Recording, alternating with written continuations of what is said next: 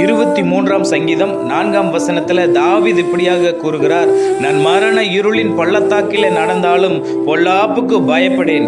தேவரீர் என்னோடு கூட இருக்கிறீர், உமது கோலும் உமது தடியும் என்னை தேற்றும் என்பதாய். ஆம், கிறிஸ்துவுக்குள் மிகவும் பிரியமானவர்களே, தாவீது தன்னுடைய வாழ்க்கையில அநேக பிரச்சனைகள், உபத்திரவங்கள், பாடுகள் வழியாய் நடக்க நேரிட்டது.